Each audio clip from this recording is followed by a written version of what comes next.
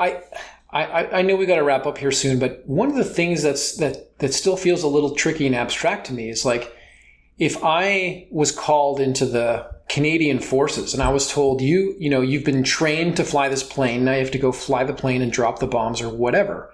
It's a pretty well-defined task. I feel like what we're being called to do we're being called to do everything and nothing, and it's abstract, and we like stop using plastic bags and get an electric car or just not drive a car at all, or what does the courage entail for us at this juncture? Well, I mean, the short answer is we honestly do not know and cannot know from here. And on the other hand, we did just spend a week mapping this for folks. Right. So the sort of super short bullet list and understanding that this is totally, totally incomplete and partial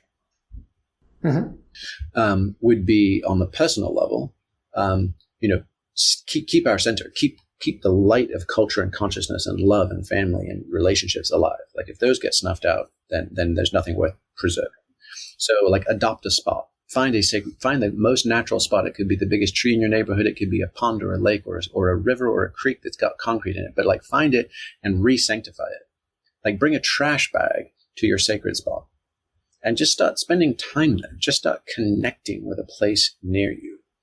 Observe a Sabbath, half a day, right? Where half a day dedicated to connection to source and the numinous and love, and that could be any of the practices that we talk about in the book or others, and then half a day giving, like the notion of tithing, time, talent, and treasure. 1/10 of a 40-hour work week is 4 hours. That's half a day. So like half a day a week, dedicate to your personal Sabbath. Half a day a week, dedicate to service. Adopt a spot, right? And then go ahead. I mean, this is nothing to do with the big players in the space, but like, some buddies of ours are doing sustainable salmon from Bristol Bay up in Alaska. Like almost redo the Catholic thing of like Fridays are fish days, right? Like have sustainable meat Friday and have some grass-fed meat on a Sunday dinner or lunch, and go vegetarian the rest of the week. Get your own energy sources and power. Get a wilderness medical training of 3 days to 10 days. Like learn to be capable and competent.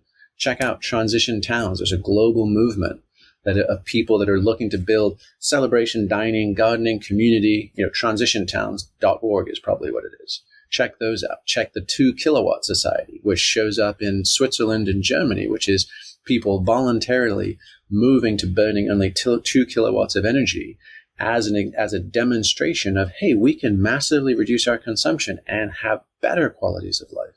And for comparison of the 2 kilowatts, average U.S. citizens consume 12.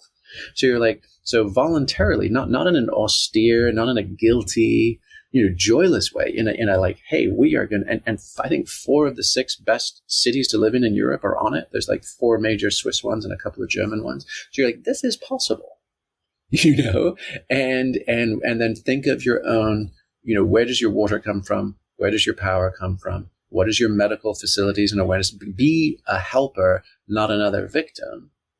And start locally, like start with bioregional tribalism, because any other tribalisms, whether it's race, class, or creed, are generally unhealthy.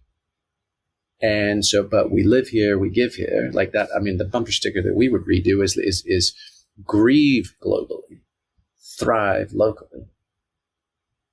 So that would be my super quick and dirty on things to do that are actually real world, practical, bridging that with like, how do we show up as twice more humans? Okay, well, then what about the Alchemist Cookbook and hedonic engineering? That's your Sunday mornings, right? That's your Sabbath. That's the Sabbath. Gotcha. Yeah, 100%. So we don't forget, right? So that we have access to that downlink of infinite information and inspiration so that we can bring it through into 3D and make this world what we know it could be. Hey, thanks for checking out that clip of the Mindspace podcast. You can get the full episode here on YouTube or check it out on your favorite podcast platform. Thanks, and be well.